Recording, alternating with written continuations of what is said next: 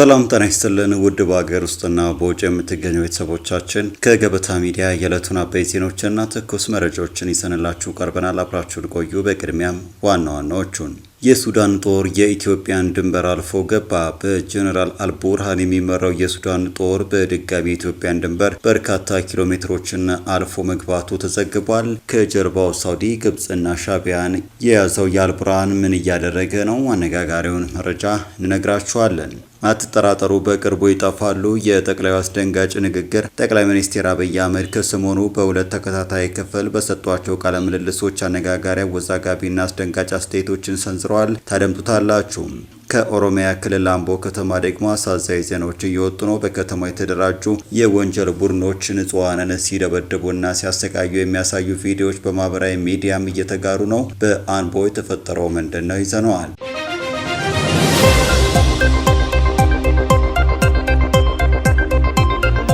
ቻናሉን ሰብስክራይብ፣ ቪዲዮ ላይክ በማድረግ እስከ ፍጻሜው አብራችሁ እንድትቆዩም በአክብሮት እንጠይቃለን። ወደ ቀዳሚ ጉዳያችን እናመራለን። የሱዳን ጦር የኢትዮጵያን ድንበር አልፎ ገባ። በጀነራል አልቡርሃን የሚመራው የሱዳን ፈጥኖ ደራሽ ኃይልም በድጋሚ የኢትዮጵያን ድንበር በርካታ ኪሎ ሜትሮችን አልፎ መግባቱ ተዘግቧል።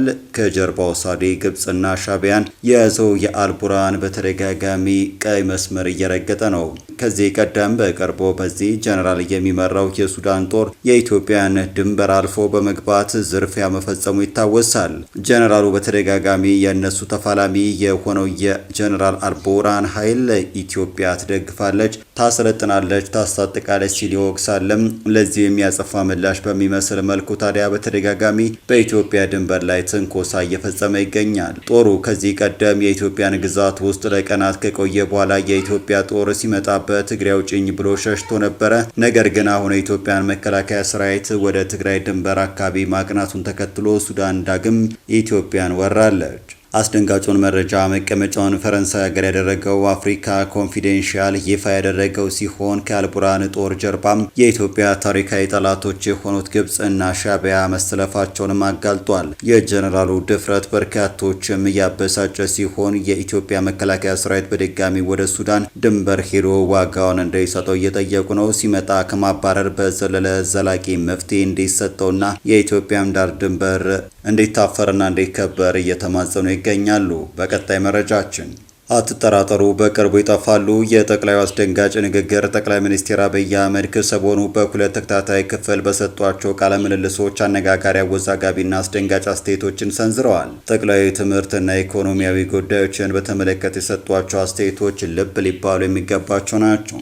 በተለይም ከፍተኛ የትምህርት ተቋማት ዩኒቨርሲቲዎች ይጠፋሉ ማለታቸው መነጋገሪያ ሆኗል። ዩኒቨርሲቲ ምንም ጥርጥር የለውም የዛሬ 30ና 40 ዓመታት ሟቾች ናቸው ብለዋል። የዛሬ 30ና 40 ዓመት ዩኒቨርሲቲ የሚሰለፍ ሰው አይገኝም። ዩኒቨርሲቲ 4ና 5 ዓመት የምትማረውን ትምህርት በ6 ወርና በ3 ወር ከቤት መማር ትችላለህ። ምንም ጥርጥር የለውም። ትሬንዱ ነው እሱን የሚያሳየው።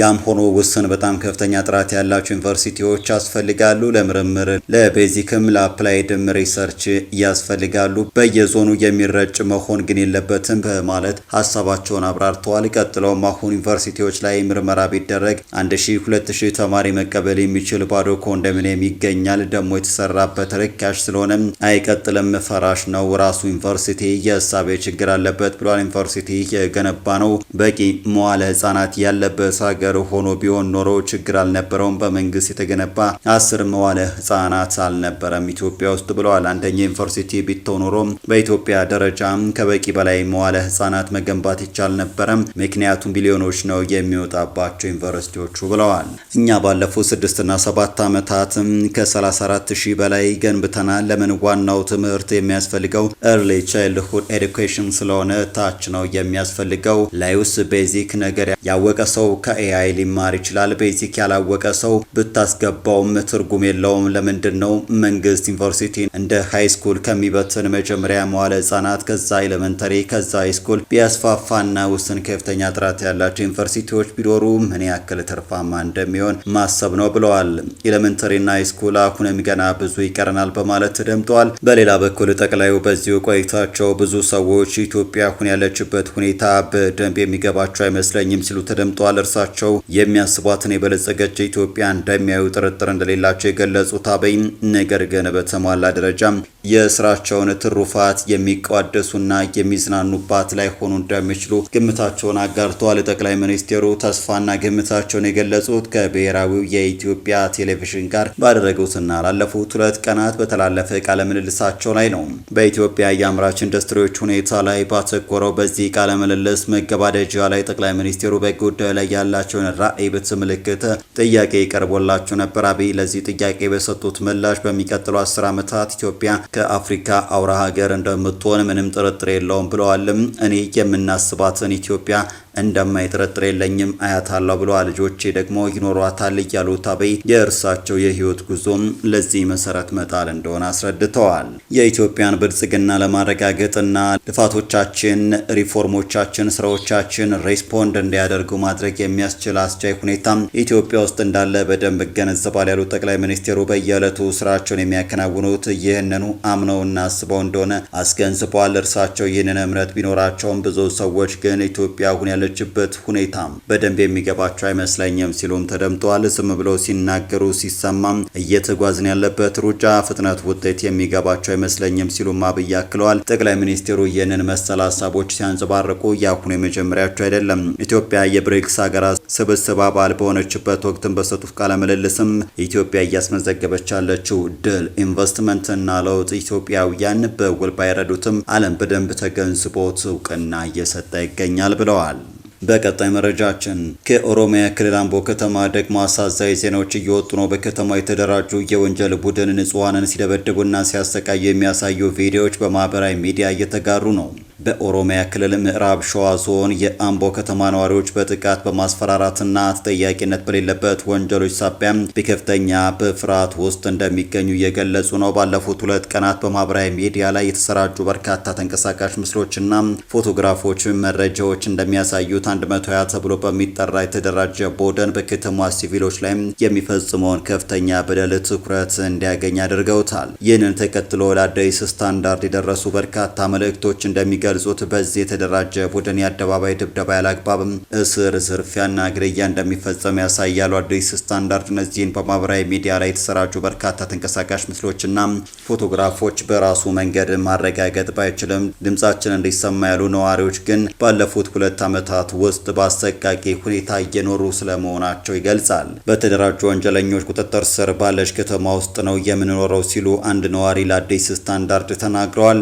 በቀን ሰዎችን እየደበደቡ ይንቀሳቀሳሉ፣ በሌሊት ደግሞ ወደ ቤቶች ይመጣሉ። ሰዎች ለመናገር እንኳ ፈርተዋል ብለዋል። በስፋት በተሰራጨ በርካታ የማህበራዊ ሚዲያ ዘገባዎች መሰረት በአንዳንድ ሁኔታዎች ወንጀለኞች በነጻነት በሚንቀሳቀሱበት ሁኔታም የጥቃቱ ሰለባዎች እንዲታሰሩ ይደረጋል። አንድ ተንቀሳቃሽ ምስል አንድ ወጣት በአደባባይ ሲደበደብ የሚያሳይ ሲሆን ነዋሪዎች እንደሚሉት ከተደበደበ በኋላ በዚያው ዕለት በፖሊስ የታሰረ ሲሆን ጥቃት የፈጸመበት ግለሰብ ግን በነጻነት ሲንቀሳቀስ ታይቷል ብለዋል። የተደበደበው ሰው አሁንም እስር ቤት ሆኖ ጥቃት የደረሰበት ነው። ጥቃት የፈጸሙት ግን በነጻነት ይንቀሳቀሳሉ። ህዝቡ እያየ ያለው ይህን ነው ሲሉ ሌላ ነዋሪ ተናግረዋል። ሌሎች እንደሚሉት ደግሞ የታሰሩ ዘመዶቻቸውን ለማስፈታት ቤተሰቦች ከፍተኛ መጠን ያለው ገንዘብ እንዲከፍሉ ይገደዳሉ። ከካፌ ውስጥ በሰው ፊት ሰዎችን ይዘው ይሄዳሉ ሲሉ ሶስተኛ ነዋሪው ገልጸዋል። በኋላም ቤተሰቦቻቸው ገንዘብ እንዲከፍሉ ይነገራቸዋል። ሳምንታት ከታሰሩ በኋላ ገንዘብ ሲከፈል ብቻ ይለቀቃሉ። ይህ የተደበቀ አይደለም፣ በአደባባይ የሆነ ያለ ነው ብለዋል። በማህበራዊ ሚዲያ ከወጡት እጅግ አሳሳቢ ክሶች መካከል ግድዮችና የተጎጂ ቤተሰቦችን ማስፈራራት ይገኙበታል። እንደ ዘገባው ከሆነ መምህር ከቤቱ ተወስዶ ስለመገደሉና ቤተሰቦቹም ጉዳዩን ሲጠየቁ ማስፈራሪያ እንደደረሰባቸው ይጠቅሳል። አዲስ ስታንዳርድ እነዚህን ክሶች በራሱ መንገድ ማረጋገጥ ባይችልም ነዋሪዎቹ በፍርሃት ድባብ ውስጥ መሆናቸውንና በአንዳንድ ሁኔታዎች የአካባቢው የህግ አስከባሪዎች ተሳትፎ እንዳለ የሚጠቁሙ መልእክቶች ደርሰውታል። ድርጊቶቹ በፖሊስ ፊት እንኳ ቢፈጸሙም ምንም እርምጃ አይወሰድም ሲሉ አራተኛ ነዋሪ ገልጸዋል። አንዳንዶች ደግሞ ፖሊስ የዚህ ድርጊት አካል ነው ይላሉ። ሰዎች አሁን በማህበራዊ ሚዲያ መናገር የጀመሩት ስለዚህ ነው ብለዋል። ይሁን እንጂ የአምቦ ከተማ ኮሚኒኬሽን ቢሮ በሚያዝያ 6 እና ሚያዝያ 7 ቀን 2018 በወጣቸው 2 መግለጫዎች ድርጊቶቹ ከመንግስት መዋቅር ጋር ግንኙነት አላቸው የሚለውን መረጃ አስተባብሏል። በሚያዝያ 7 ቀን በወጣው መግለጫ የተለያዩ ወንጀሎችን ፈጽሟል ተጠርጥሯል የተባለው ካሳዬ ቀነኒሳ የተባለ ግለሰብ በህዝብ ጥቆማ በጸጥታ መያዙን ተናግረዋል። በሚያዝያ 6 ቀን በወጣው መግለጫ ደግሞ በግለሰቦች የሚፈጸሙ ወንጀሎች መንግስትን አይወክሉም በማለት እየተሰራጩ ያሉ ዘገባዎች የከተማዋን አስተዳደር ለማዳከም ያለመ የስም ማጥፋት ዘመቻ አካል ናቸው ብሏል። መግለጫው ካሳዬ በአንድ ግለሰብ ላይ ጥቃት ሲፈጸም የሚያሳየው ተንቀሳቃሽ ምስል በግለሰቦች መካከል የተፈጠረ የግል አለመግባባት እንደሆነ ጠቅሶ ባለስልጣናት በ4 ተጠርጣሪዎች ላይ ህጋዊ እርምጃ መውሰዳቸውንና ሌሎችንም እያደኑ መሆኑን ገልጿል። ሆኖም ለአዲስ ስታንዳርድ አስተያየት የሰጡ ነዋሪዎች ይህንን የመንግስት መግለጫ ስህተት እንደሆነ ይናገራሉ። ይህ የግል አለመግባባት አይደለም ያሉ አንድ ነዋሪ ተመሳሳይ ድርጊት ደጋግሞ ሲፈጸም ሰዎች ሲደበደቡ፣ ሲታሰሩና ገንዘብ እንዲከፍሉ ሲገደዱ እንዴት የግል ግጭት ሊባል ይችላል? ህዝቡ ምን እየሆነ እንደሆነ ያውቃል ሲሉ ተናግረዋል።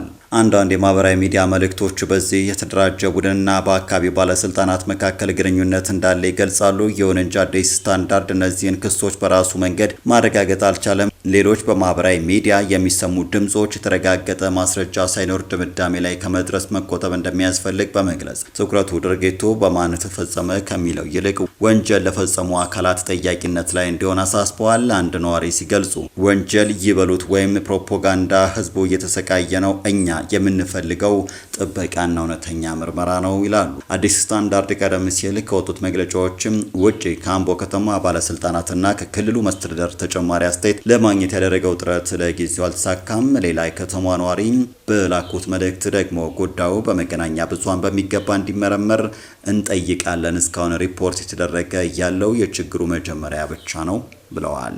በመጨረሻም የእስራኤሉ ጠቅላይ ሚኒስትር ቤንያሚን ኔታንያሁ ከሊባኖስ ፕሬዝዳንት ጋር ሊገናኙ መሆኑ ተገለጸ። የእስራኤል ጠቅላይ ሚኒስትር ቤንያሚን ኔታንያሁ ከሊባኖስ ፕሬዝዳንት ጆሴፍ ኦን ጋር ዛሬ እንደሚገናኙ የእስራኤል ደህንነት ምክር ቤት አባል ተናግረዋል። ይህ የተባለው የአሜሪካ ፕሬዝዳንት ዶናልድ ትራምፕ በማህበራዊ ትስስር ገጻቸው የእስራኤልና ሊባኖስ መሪዎች ሐሙስ እንደሚገናኙ ካሳወቁ በኋላ ነው። ትራምፕ ረቡዕ ምሽት በትሩዝ ሶሻል ማህበራዊ ትስስር ገጻቸው በለጠፉ ጽሑፍ መሪዎቹ ከ10 ዓመታት በኋላ ለመጀመሪያ ጊዜ ነገ ይነጋገራሉ ብለዋል። ፕሬዝዳንቱ በእስራኤልና በሊባኖስ መካከል ትንሽ እስትንፋስ እንዲኖር እየሞከርኩ ነው። የሁለቱ ሀገራት መሪዎች ከተነጋገሩ በጣም ረጅም ጊዜ ሆኗል፣ 34 ዓመት ገደማ ይሆናል ብለዋል። ይህ የፕሬዝዳንቱ መግለጫ እስራኤልና ሊባኖስ ከ3 አስርት ዓመታት በኋላ ለመጀመሪያ ጊዜ በዋሽንግተን ዲፕሎማሲያዊ ንግግር ካደረጉ ከቀናት በኋላ የተሰጠ ነው። ፕሬዝዳንቱ ይህንን ቢሉም ሊባኖስ ይደረጋል በተባለው ንግግር ላይ የምታውቀው ነገር እንደሌለ ጠቁማለች። በሊባኖስ ፕሬዝዳንታዊ ጽህፈት ቤት የሚሰሩ አንድ ባለስልጣን ሀገራቸው ከእስራኤል ጋር ሊደረግ ነው ስለተባለው ንግግር አታውቅም ሲሉ ንግግሩ ላይ ያለውን ጥርጣሬ ለቢቢሲ ገልጸዋል። የሁለቱ ሀገራት ታሪካዊ ንግግር በእስራኤልና በኢራን በሚደገፈው ሂዝቦላ መካከል ያለውን ጦርነት ለማስቆም ያለመ ነው። አሁን የእስራኤል ካቢኔ አባል ለሀገሪቱ ጦር ሬዲዮ የመሪዎችን ግንኙነት ማሳወቃቸውን ተከትሎ ንግግር ሊካሄድ የመቻሉ እድልን ጨምሮ ታይቷል። ኢራን በበኩሏ ከዋሽንግተን ጋር የተደረሰው የ2 ሳምንት የተኩስ አቁም ስምምነት ሊባኖስን እንዲያካትት የማድረግ ጉዳይም አሜሪካ ማስከበር እንዳለባት ተናግራለች። የኢራን ፓርላማ አፈ ጉባኤም በአገር ጋሊባፍ በኤክስ ገጻቸው ባወጡት መግለጫ በሊባኖስ የተጠናከረ የተኩስ አቁም ማሟላት የሂዝቦላን ጽኑ ትግል ረገብ ያደርገዋል ብለዋል። ኢራን አክሲስ ኦፍ ሬዚስታንስ በሚል የምትጠራውና ሂዝቦላ አባል የሆነው ተገዳዳሪ ኃይል በጦርነትም በተኩስ አቁም አንድ ነፍስ ናቸው ብለዋል። ውድ ተመልካቾቻችን ለዛሬ ያዘጋጀንላችሁ አበይት ዜናዎች እነዚህ ነበሩ። ገበታ ሚዲያን ሰብስክራይብ በማድረግ ቤተሰብ ይሁኑ። ጤና ይስጥልን።